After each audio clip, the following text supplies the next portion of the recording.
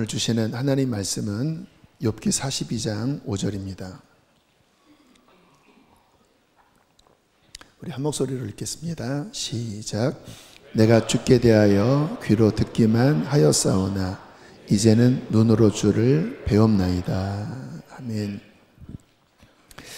오늘 설교 제목은 얼마 전에 어떤 사모님, 우리 교회 사모님 말고 다른 교회 사모님 카톡 프로필 사진을 이렇게 보다가 되게 강렬하게 이 문구가 마음에 와닿아서 제가 그 문구 그대로를 설교 제목으로 인용했습니다. 끝까지 가면 간증이 남지만 포기하면 상처가 남는다. 제가 오늘 설교 전할 때 한 사람, 어떤 한 사람에게 주님이 이 메시지를 전하시겠다. 그래서 어떤 분에게는 그냥 그저 그렇고 그런 고난에 대한 메시지가 워낙 많잖아요. 그런 분들은 그냥 적당하게 들으시면 되겠지만 오늘 하나님께서 어떤 한 사람에게 이 메시지를 주실 때 나라고 싶으시면 하나님 나를 기억하고 계시구나 하고 이 말씀을 아멘으로 잘 내 마음에 담아둔다면 하나님께서 당신을 붙잡으실 줄로 믿습니다. 끝까지 가면 간증이 남는다. 포기하지 말라는 거죠. 낙심하지 마라 하는 메시지입니다. 히브리서 12장 1절로 2절에 보면 이런 말씀이 나와요. 이러므로 우리에게 구름같이 둘러싼 허다한 증인들이 있으니 모든 무거운 것과 얽매이기 쉬운 죄를 벗어버리고 인내로써 우리 앞에 당한 경주를 하며, 우리가 가야 할 경주가 있다는 거죠. 근데 그것을 끝까지 가야 하는데 인내해야 끝까지 갈 수 있다는 거예요. 근데 여기 구름같이 둘러싼 허다한 증인들에 대한 말씀은 어떤 내용이냐면 이미 이 경주를 끝까지 가서 승리한 하늘에 있는 성도들을 의미합니다. 그들이 그 짧은 이 땅의 경주를 경주하면서 때로는 힘들어하고 또 포기하고 싶어하는 우리들을 바라보면서 응원한다라는 거예요. 끝까지 가라. 낙심하지 마라. 조금만 견디면 이 하나님 나라에서 하나님께 영광 돌릴 그 승리의 날이 온다. 허다한 증인들이 우리를 응원하고 있다고 그렇게 말씀하고 있고요. 2절에 보면 2절도 함께 읽겠습니다. 시작. 믿음의 주여 또 온전하게 하시는 이 예수를 바라보자. 그는 그 앞에 있는 기쁨을 위하여 십자가를 참으사 부끄러움을 개의치 아니하시더니 하나님 보좌 우편에 앉으셨느니라. 우리가 믿는 그 주님조차도 십자가, 포기하고 싶은, 견딜 수 없는 그 시간을 통과하시고 끝까지 가서 결국 부활하여 하나님 보좌 우편에 앉아 계시다라는 거예요. 우리가 신앙생활을 하면서 주님을 바라봐야 된다. 포기하고 싶을 때, 꺾여질 것 같을 때 주님을 바라보면서 주님이 어떻게 이 부끄러움을 참으시면서 가셨는지, 그 십자가를 어떻게 통과하셨는지를 바라보면서 또 이미 승리한 하늘의 성도들, 응원하고 있는 그 성도들을 바라보면서 믿음의 경주, 우리가 가야 할 이 인생길을 끝까지 가라, 그렇게 말씀을 하고 있는 것입니다.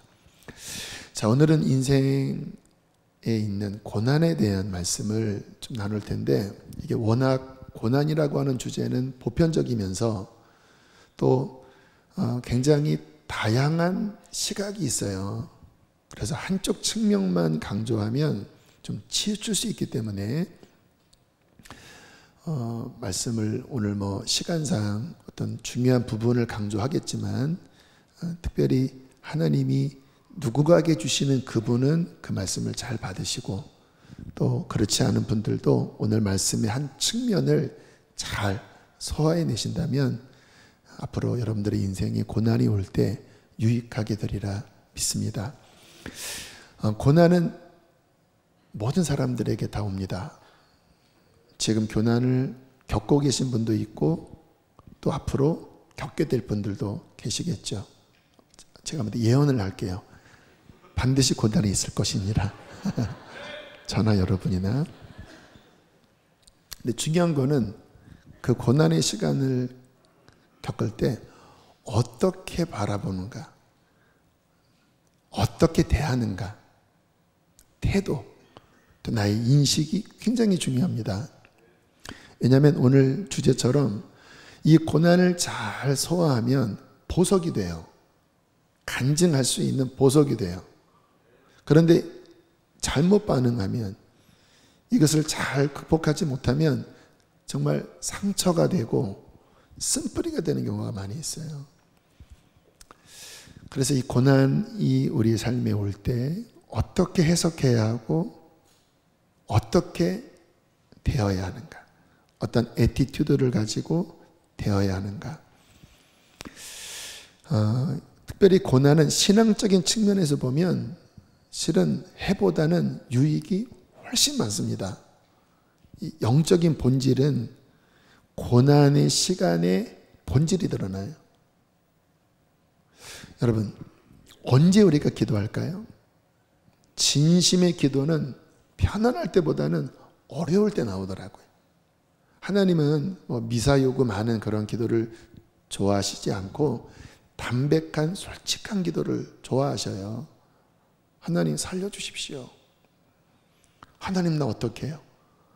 근데 이와 같은 그 우리의 밑바닥에 있는 그 진실한 기도는 어려울 때 이 기도가 나와요. 그 성경에 중요하게 여기시는 게 겸손이거든요. 겸손은 억지로 겸손하라는 게 아니라 내 실체를 이해하는 게 겸손입니다. 우리가 흙덩어리고 우리가 죄인이고 참 보잘것없는 자들이잖아요. 근데 우리가 문제가 없을 때는요, 이상하게 우리의 눈이 높아져 버립니다. 내가 좀 난 사람 같고 내가 좀 뭔가를 가졌으면 그 물질로 인해서 내 실체를 못 보거든요. 그러니까 교만해집니다. 근데 교만하면 영적으로 눈이 어두워져 버려요.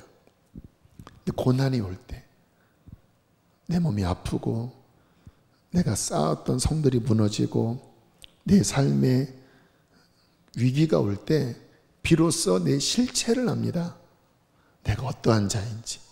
그래서 마음이 가난해지고 낮아지기 때문에 그때 그 겸손함 속에서 하나님을 만나요.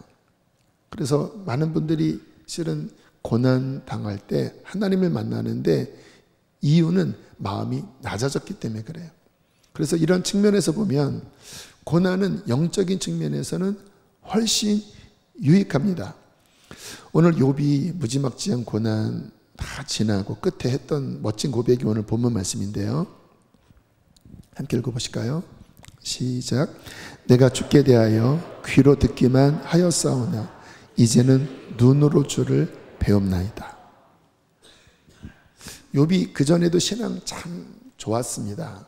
그래서 하나님도 인정하고 심지어는 마귀도 인정할 정도였으니까.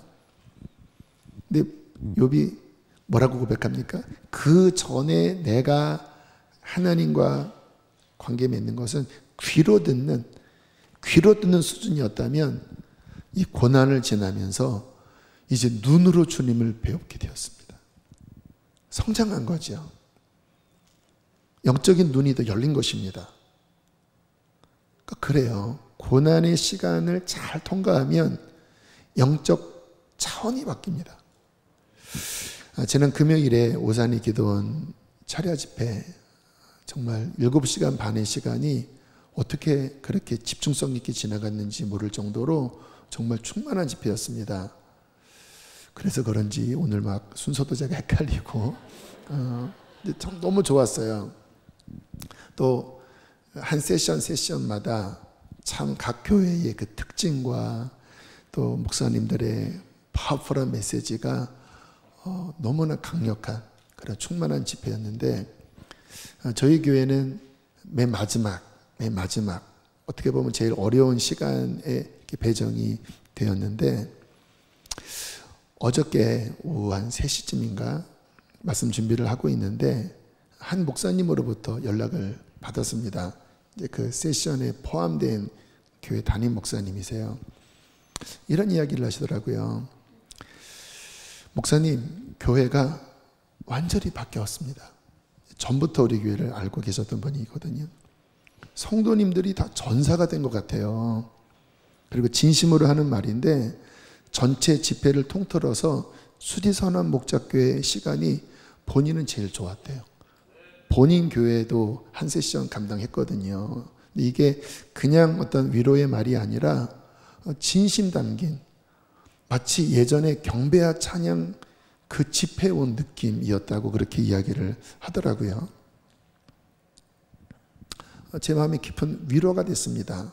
물론 모든 시간이 다 좋았고 특별히 저는 말씀은 전하지는 않았어요. 일부러 여러 가지 이유 때문에. 그런데 왜 격려가 됐냐면 우리 교회가 뭔가 영적으로 바뀐 거는 분명하구나. 그리고 2년간의 시간이 떠올랐습니다. 2년간의 시간. 어떻게 이 시간을 우리가 함께 괴로워하면서 이 피 기도회가 진짜 피 튀기는 기도회잖아요. 브렉트루. 힘든 단어이긴 합니다. 뭔가를 뚫어내야 된다는 거예요. 그러니까 또 예배하고 또 부르짖고 기도하면서 우리도 모르는 사이에 어떤 교회의 영적 체질이 바뀌었나 보다. 뭔가 하나님께서 영적인 차원을 한 단계 더 열어주신 것은 저도 그런 것 같아요. 설교 제목 다시 한번 보실까요? 읽겠습니다. 시작. 끝까지 가면 간증이 남지만 상처가 납니다. 끝까지 간 거는 모르겠는데 어쨌든 잘 통과하면서 하나님이 주시는 그러한 열매와 또 간증이 나오고 있는 것 같아요. 우리 성도님들은 어떻습니까? 다시 한번 제목을 보여주실까요? 끝까지 가면 간증이 남지만 낙심하고 포기하면 상처만 남는다. 지금 여러분들의 상황이 다 다르실 텐데 아무튼 핵심적으로 나는 간증이 남는 인생을 살겠는가, 상처가 남는 인생을 살겠는가. 지금 나의 삶의 이 단면, 이 시간 속에 간증이 남는 삶으로 정말 브렉트루 통과하겠는가, 아니면 상처가 남고 원망이 남는 실패로 그렇게 이 단면이 끝나겠는가. 이번에 아내와 함께 제주도에 가서 이렇게 자연을 쭉 보는 시간을 가질 때 한 나무를 보는데 굉장히 제 마음이 감동이 있었습니다. 그래서 사진을 찍어 왔는데요. 이 나무입니다. 굉장히 특이한 나무인 것은 잘 밑둥을 보시면 나무가 돌을 뚫고 나왔어요. 다음 사진 보여주실까요? 이 바위를 깨고 나무가 저렇게 크게 자라버린 것입니다. 여러분, 처음에 저 나무의 씨앗이 바위에 떨어졌을 때 이 씨앗을 의인화한다면 이 씨앗이 어떻게 생각했을까요? 내 인생이 아닌 시생 내 시생이 이렇게 끝나는 거구나. 뭐 도대체 이 바위를 뚫을 수는 없다고 생각되지 않았겠습니까? 여긴 내가 있을 곳이 못 돼. 재수가 없다. 그런데 이 씨는 포기하지 않고 계속 뿌리를 내렸기 때문에 저렇게 된 거죠. 얼마나 시간이 흘렀을까요? 처음에 이 씨가 한 3년 걸렸을 때 아마 1cm 정도 뿌리를 내렸을까요? 우리가 아는 것처럼 여러분 이 식물의 뿌리는 아주 연합니다. 손으로 누르면 찌그러지고 뭉개져 없어질 연해요. 그런데 이 식물의 뿌리가 저 바위 위에서 시간은 더디지만 포기하지 않고 계속 뿌리를 내린 거예요. 바위는 비를 흡수할 수 없기 때문에 또 흙도 별로 없기 때문에 아마 본인이 뿌리 내린 그 흙과 이제 저를 봐도 될 것 같아요. 네. 흙과 그 수분을 여러분 얼마나 애지중지 활용했겠습니까?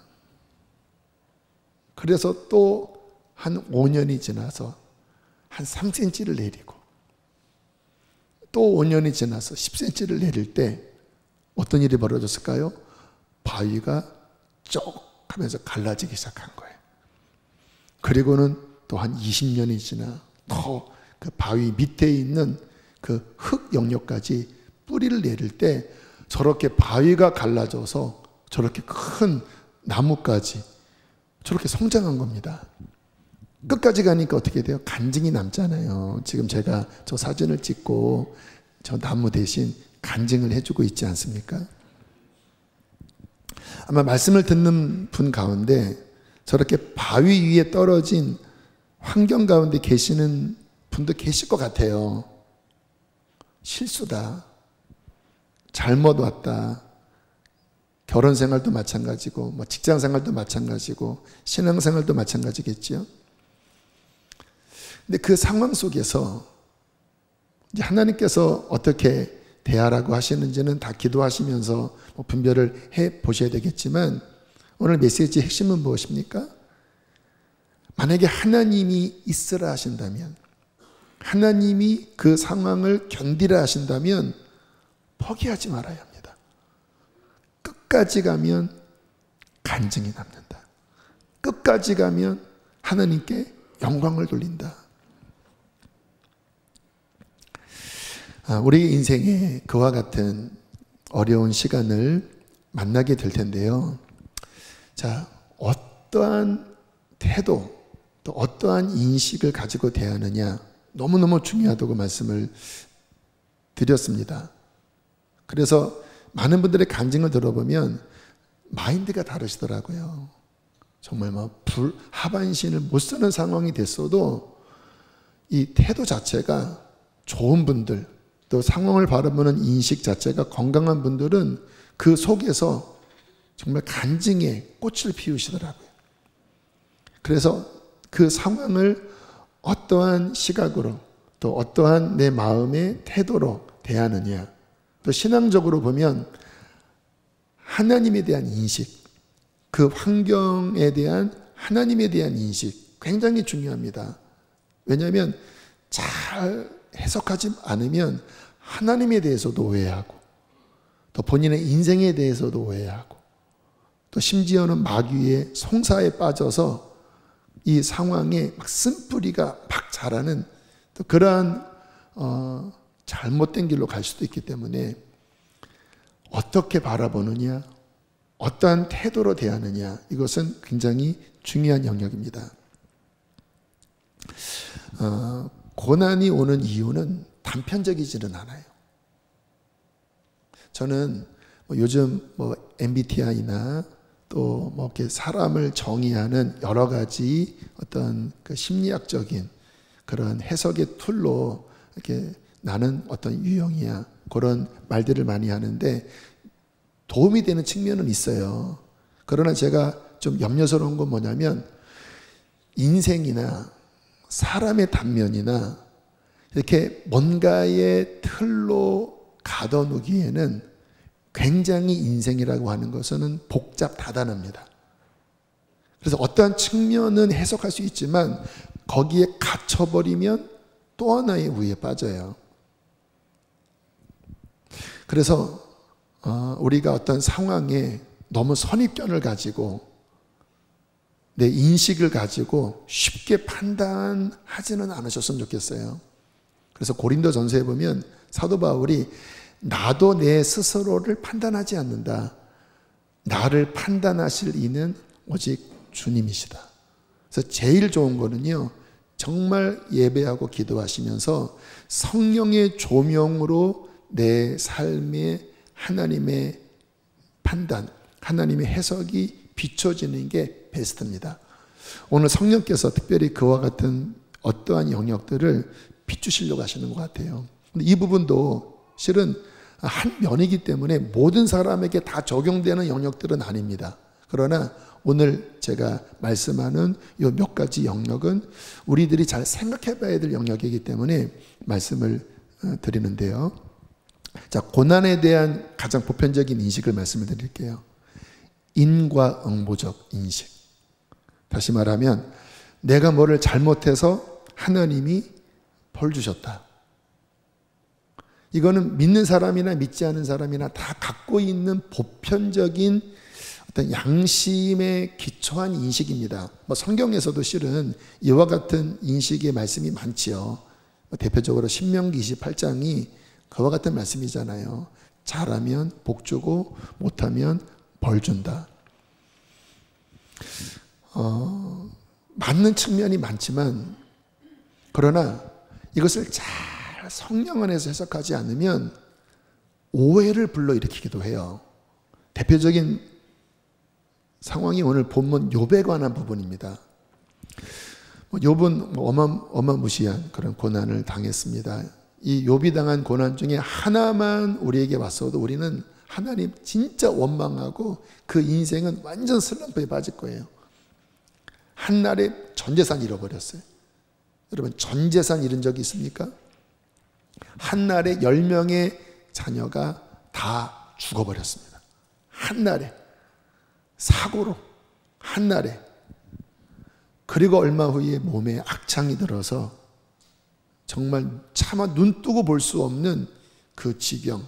그러니까 불과 몇 개월 만에 다 잃어버렸죠. 여러분, 욥에게 이 어마어마한 고통과 고난이 찾아왔을 때 세 친구들이 와서 위로한답시고 했던 말이 뭘까요?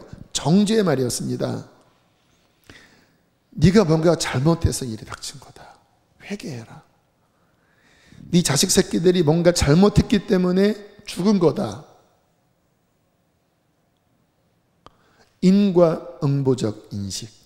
어쩌면 성경도 그 말씀을 우리에게 하고 있는 것은 맞지만 그러나 아까 제가 말씀드렸죠. 고난은 굉장히 다양한 측면에서 온다고 말씀을 드렸잖아요. 그래서 잘못 해석하면, 잘못 바라보면 굉장한 오해를 불러일으킵니다. 욥이 이 말을 듣고 했던 대답을 종합해보면 이런 말이에요. 그래, 나 문제 있는 건 맞다. 나 올바르지 않게 산 면도 있다. 그러나 이 지경이 될 정도로 잘못 살지는 않았어. 진짜 하나님이 그런 분 맞을까? 이렇게 내가 나름대로 몸부림치면서 살았는데 잘못한 점이 있다 손 칠 때 이렇게 자식들 다 죽이고 전 재산 다 잃게 하고 몸에 악창이 들어서 이렇게 만드시는 하나님일까? 여러분, 디테일하게 들어가셔야 합니다. 지금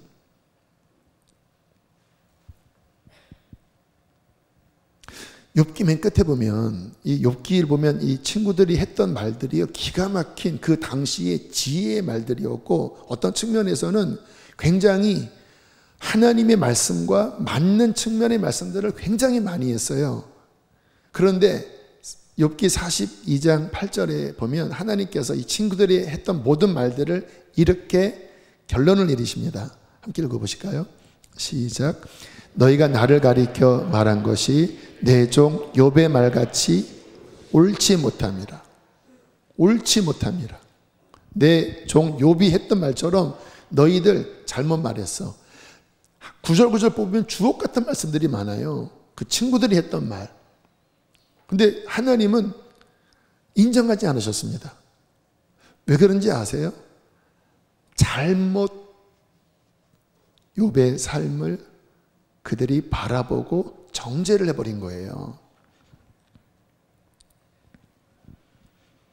여러분, 우리가 내 자신의 삶이나 또는 옆에 있는 성도들의 삶에 어떠한 문제가 생겼을 때 굉장히 조심스럽게 바라봐야 합니다.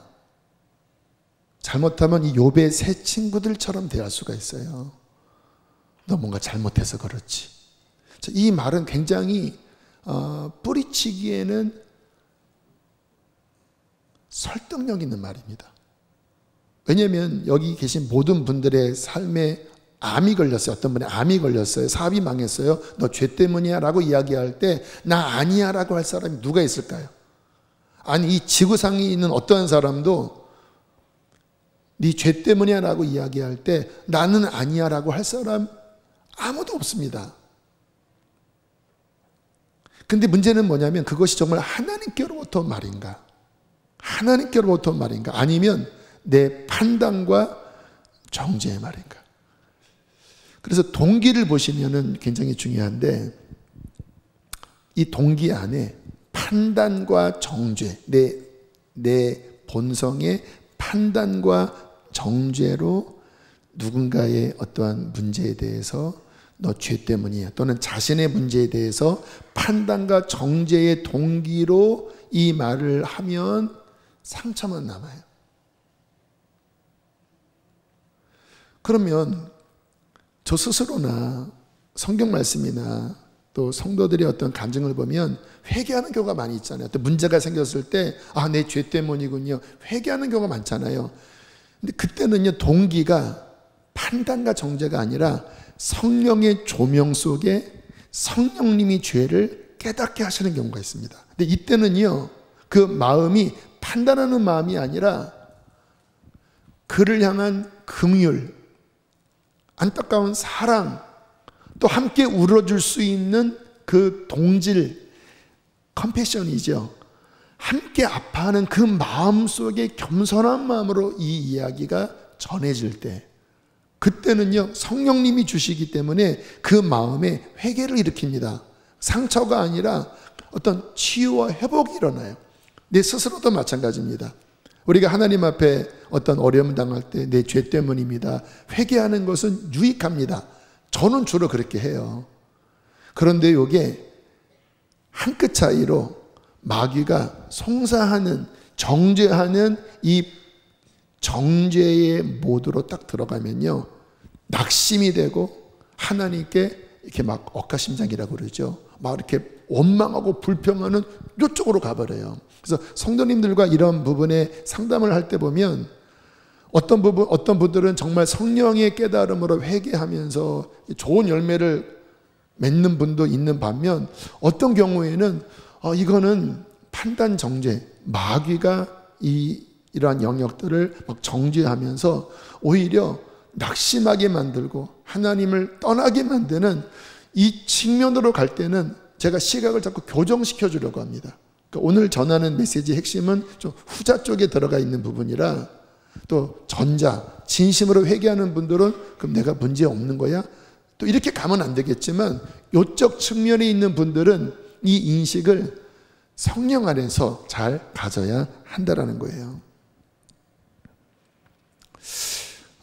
고난이 올 때 특별히 신앙생활을 좀 많이 하신 모태신앙인들 이분들이 갖고 있는 좀 문제점 중에 하나는 뭐냐면 하나님께 전가하는 생각입니다. 그러니까 다 하나님이 이렇게 만드셨어. 근데 잠언에 보면 자기가 자기의 길을 굽게 해놓고 하나님께 원망한다, 하나님 탓한다 하는 말이 있어요. 우리 박종호 CCM 가수 아시죠? 정말 한국교회 80년 중반부터 90년, 2000년 한 중반까지 한국 CCM계의 정말 대부와 같은 그런 분이신데 이분이 얼마 전에 간암 말기 판정을 받고 거의 병원에서는 이제 이식 수술 받지 않으면 죽는다.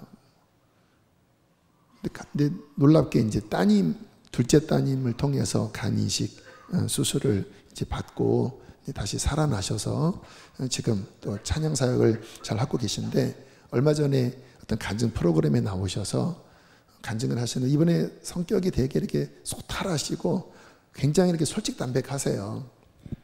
그런 성향이셔서 그러는지 이분이 간증할 때 이런 얘기를 하시더라고요. 어떤 후배인가 뭐 선배인가 그런 류의 말을 하더래요.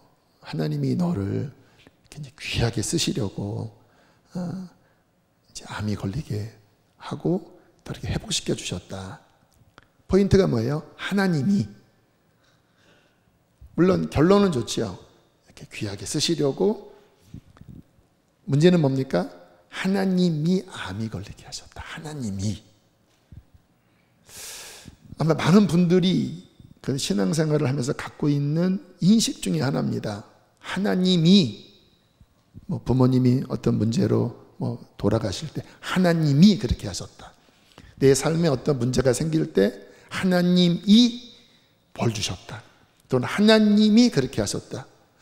100% 틀린 말은 아닐 수 있습니다. 왜? 하나님 주권 신앙은 필요하니까, 또 맞는 말이니까. 그런데 성경을 가만히 읽어보면 이 부분에 오해가 들어가는 영역이 있어요.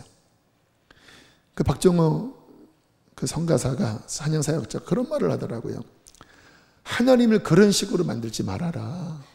하나님이 우리가 좀 잘못하면 요놈은 쉽게 하면서 그냥 간을 그냥 암으로 가득 채웠다가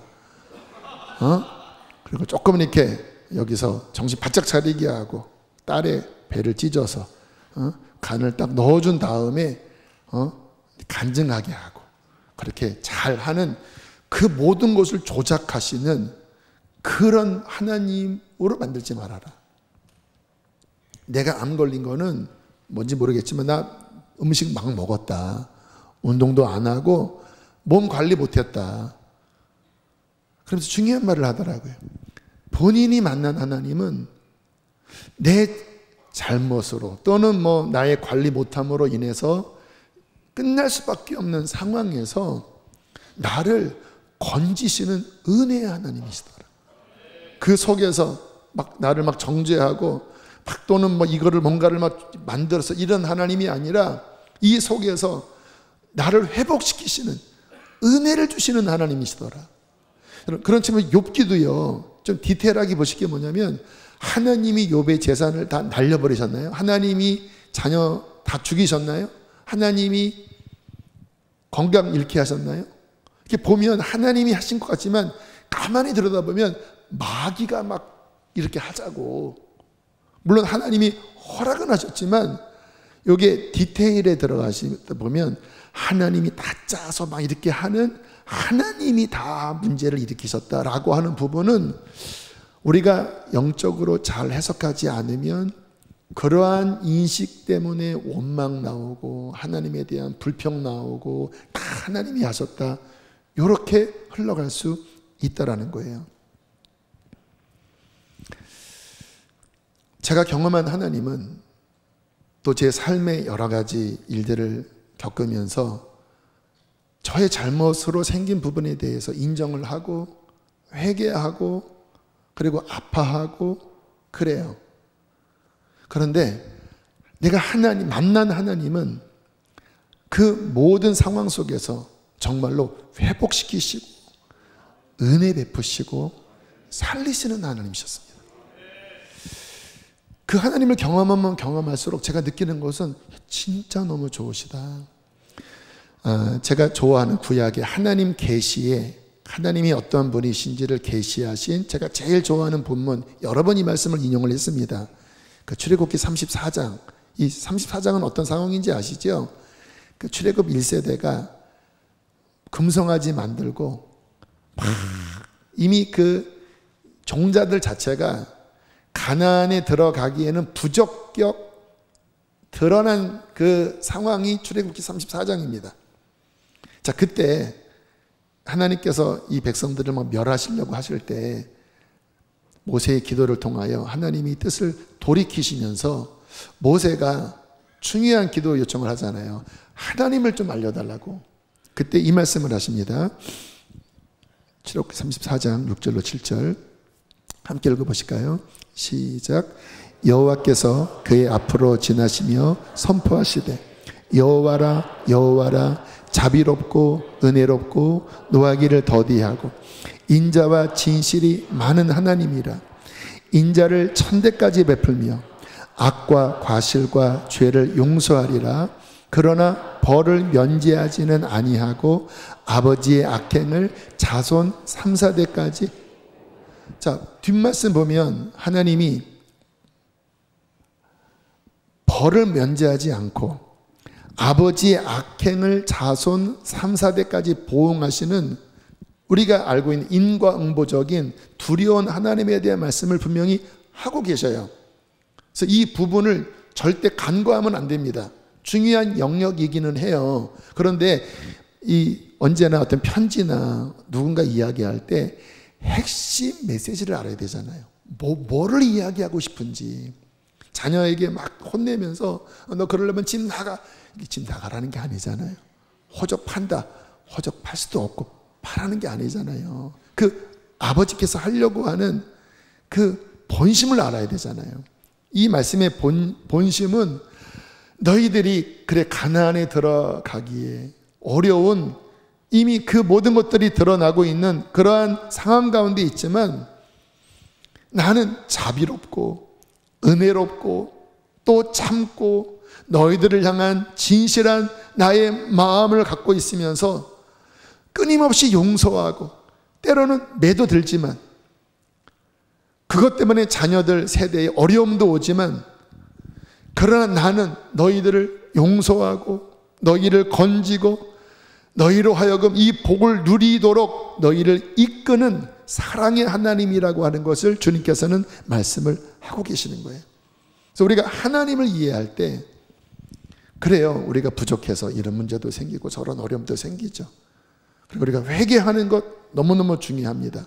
그러나 하나님을 이해할 때 아까 박종호 우리 사역자가 했던 말처럼 그 하나님은 이 속에서 우리를 용서하시고 우리를 건져주시고 우리로 하여금 그 모든 것 속에서 더 선을 이루도록 이끄시는 그 하나님을 우리는 바라보고 믿고 붙잡아야 합니다. 왜냐하면 그러면 끝까지 갈 수가 있어요. 그 하나님의 은혜 안에 끝까지 갈 수가 있어요. 신앙은 무엇입니까? 끝까지 가는 거잖아요. 잠 24장 16절 함께 읽어보실까요?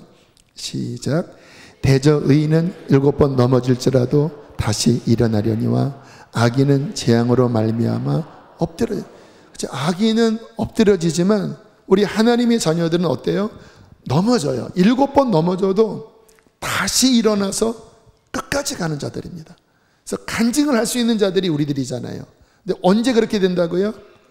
하나님 눈 안에 그분의 사랑과 그분의 은혜와 용서를 발견할 때 다시 툭 털고 그 은혜 붙잡고 일어나서 다시 뿌리를 내리고 이 길을 걸어갈 때 우리는 간증할 수 있는 하나님의 사람이 될 줄로 믿습니다.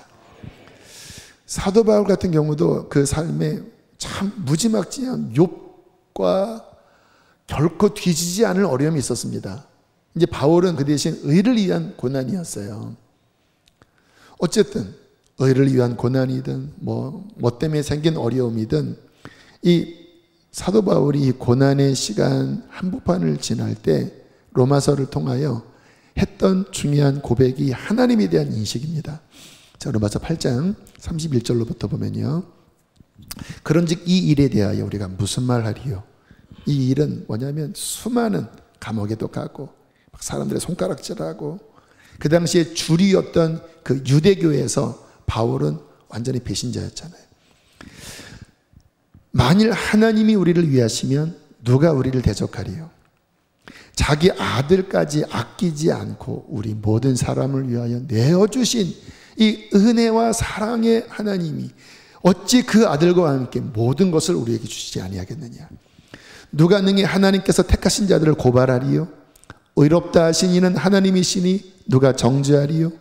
죽으실 뿐 아니라 다시 살아나신 이는 그리스도 예수시니 그는 하나님 우편에 앉아 계신 자요 우리를 위하여 간구하시는 자신이라. 누가 우리를 그리스도의 사랑에서 끊으리요? 환난이나 곤고나 박해나 기근이나 적신이나 위험이나 칼이랴. 우리 37절부터 끝까지 함께 읽겠습니다. 시작. 그러나 이 모든 일에 우리를 사랑하시는 이로 말미암아 우리가 넉넉히 이기느니라. 내가 확신하노니 사망이나 생명이나 천사들이나 권세자들이나 현재일이나 높음이나 깊음이나 다른 어떠한 피조물이라도 우리를 우리 주 그리스도 예수 안에 있는 하나님의 사랑에서, 이 하나님에 대한 인식, 여러분 이와 같은 하나님에 대한 인식은 어디서 발견되는지 아세요? 예배할 때입니다. 그래서 성령이 임재하셔서 그 하나님의 빛 속에서 하나님의 성품이 계시되고, 그리고 우리의 삶에 지금 당하고 있는 그 상황을 하나님의 계시로 비춰주잖아요. 그럼 동일한 이 생각을 해요. 어떤 사람은 의를 위한 고난을 당하기도 하고, 어떤 사람은 정말 자기 죄 때문에 고난을 당하기도 하지만, 그런데 그 모든 것 속에서 막 정죄하고 막 낙심하고 막 부정적인 포기하는, 낙심하는 쓴뿌리가 아니라 하나님은 사랑이시구나, 하나님은 오늘도 나를 일으켜 주시는구나, 그 하나님 안에 내가 소망이 있구나, 그 사랑 때문에 나는 결코 끊어지지 않을 거야, 이 사랑 때문에 난 다시 일어날 거야, 하나님은 반드시 회복시켜 주셔. 여러분 이 은혜가 있을 때 끝까지 가는 것입니다. 끝까지 가서 간증할 수 있는 거예요. 오늘 제가 말씀을 드렸어요. 한 사람을 위해서 말씀이 지금 전해지고 있습니다. 현장에 계시든 영상으로 예배드리시든 주님이 당신에게 말씀하고 계십니다. 포기하지 마라. 끝까지 가라. 내가 너 사랑하고 있다. 그래, 너의 부족한 거, 너의 실수, 또 그 외에 많은 이유들, 그래 다 내가 알아. 하나만 기억해라. 나 너 사랑하고 있다. 내가 너와 함께하고 있다. 네가 나를 바라보고 나와 함께 가면 너는 간증할 날이 올 것이다. 우리 함께 이 시간 찬양하시겠습니다.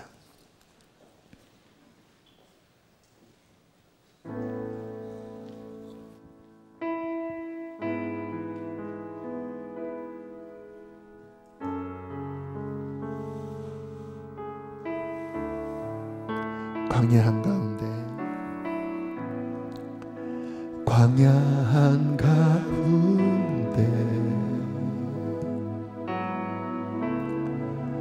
나 길을 잃어도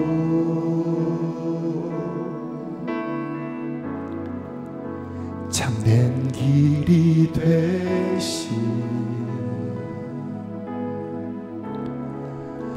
나 주를 기다려 비바람 몰아치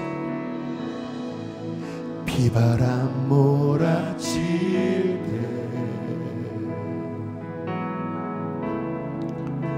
내 믿음 흔들려도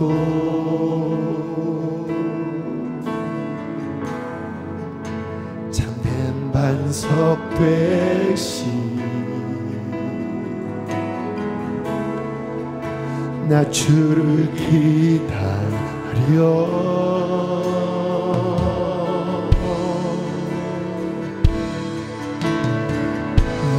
이곳에 굳게 서서 믿음의 두 손을 들고 주의 이름 선포하리라. 나 이곳에 굳게 서서 믿음의 두 손을 들고 주의 이름 선포하리라. 다시 한번 고백합니다. 광야 한가운데, 광야 한가운데 나 길을 잃어도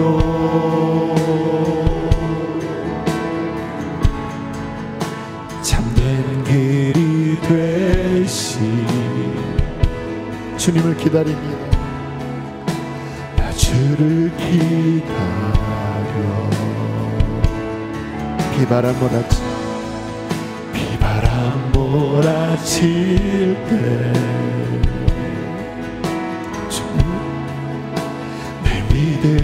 흔들려도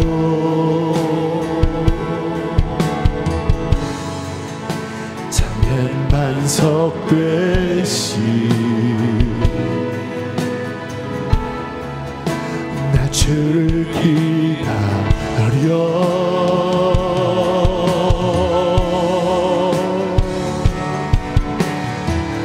나 이곳에 굳게 서서 믿음의 두 손을 들고 주의 이름 선포하리라. 나 이곳에 굳게 서서 믿음의 두 손을 들고 주의 약심하지 말고 우리 주님을 바라보리라. 큰 사랑 네가 무엇이냐 너는 내 앞에서 평지가 되리라. 큰 사랑 네가 무엇이냐 너는 내 앞에서 평지가 되리라.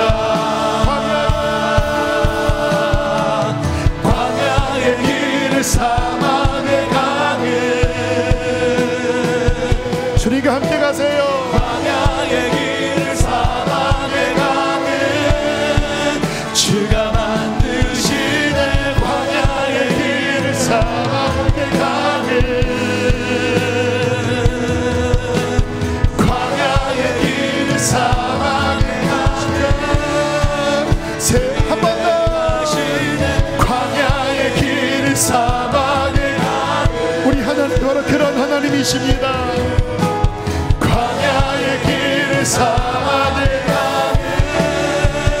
주가 만드시네. 광야의 길 사막의 광야의 길 사막의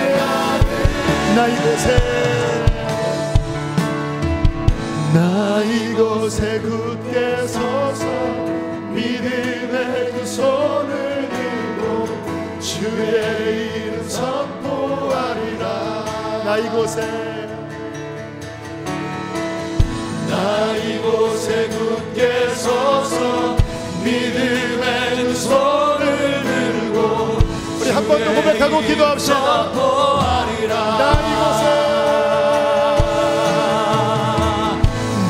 이곳에 굳게 서서 믿음의 두 손을 들고 포기하지 말아라. 주의 이름 선포하리라.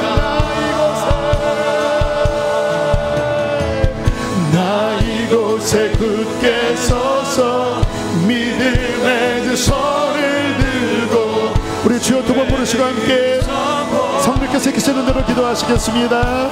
주여 굳게 서서 믿음의 두 손을 이 모든 일에 우리를 사랑하시는 이로 말미암아 우리가 넉넉히 이기느니라. 자기 아들을 아끼지 아니하시고 우리 모든 사람을 위하여 내어주시니가 어찌 그 아들과 함께 모든 것을 우리에게 주시기 아니하겠느냐. 내가 확신하노니 사망이나 생명이나 현재일이나 장래일이나 그 어떤 피조물이라도 우리를 우리 주 그리스도 예수 안에 있는 하나님의 사랑에서 끊을 수 없으리라. 하나님의 사랑을 신뢰하세요. 하나님의 사랑을 신뢰하세요. 그 위에 뿌리를 내리세요. 그것을 고백하세요.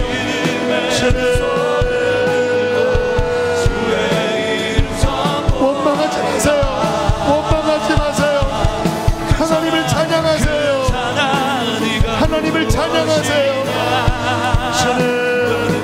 하나님은 당신에게 은혜를 베푸셨습니다. 하나님은 당신에게 구원을 베풀어 주셨습니다. 주님이 지금까지 인도하신 것처럼 앞으로도 인도하여 주실 거예요. 주님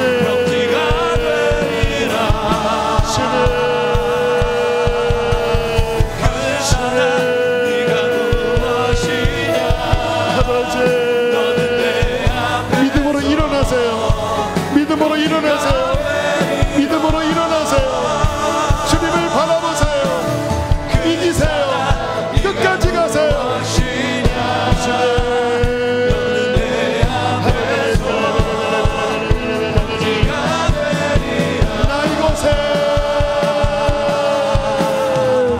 나 이곳에 굳게 서서 믿음의 두 손을 들고 주의 이름 선포하리라.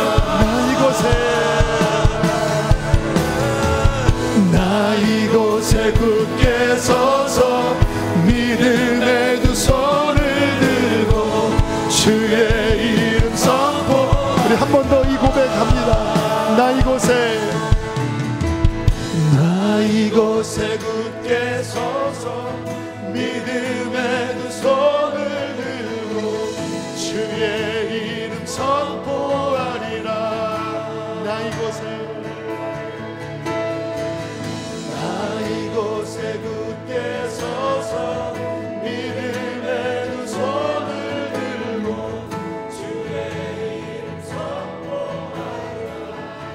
만일 하나님이 우리를 위하시면 누가 우리를 대적하리요?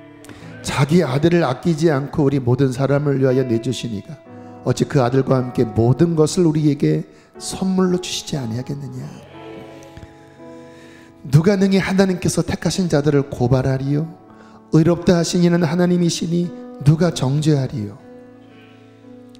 그분은 죽으실 뿐만 아니라 다시 살아나시니 예수 그리스도시니 하나님 우편에 앉아 계신 자요 너를 위하여 친히 간구하시는 자시라. 이 모든 일에 우리를 사랑하시는 이 하나님 예수 그리스도로 말미암아 내가 넉넉히 이기느니라. 하나님, 우리의 모든 오해와 또 왜곡된 모든 생각이 아닌 성령 안에서 하나님 눈 안에 담긴 당신의 마음을 오늘 발견합니다. 주님, 주께서 그 사랑의 눈동자로 우리를 바라보시면서 괜찮아, 내가 너를 사랑하고 내가 너와 함께한다, 포기하지 말고 나와 함께 끝까지 가자. 하나님, 그 사랑 위에 서게 하여 주십시오. 축복합니다. 일어설지어다. 힘을 내어 갈지어다. 주님, 힘을 주시고 성령의 위로로 이 시간 당신의 백성의 마음을 감싸 주십시오.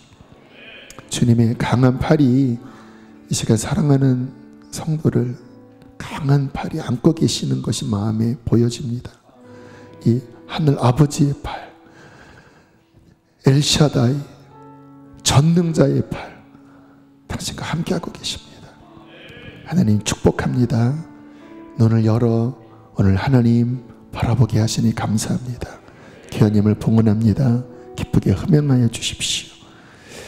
이제는 우리를 죄에서 건지신 예수님의 구원의 은혜와 그 아들을 아낌없이 주신 하늘 나의 완전한 진정한 아버지의 사랑과 우리 안에 거하시면서 우리를 응원하시고 우리에게 하나님의 마음을 계시하시고 우리를 끝까지 가게 하시는 보혜사 성령 하나님의 교통하심이 오늘 당신의 사랑하는 백성들 안에 또 가정 안에 특별히 교회 안에 충만히 함께 하시기를 축원하옵나이다. 아멘.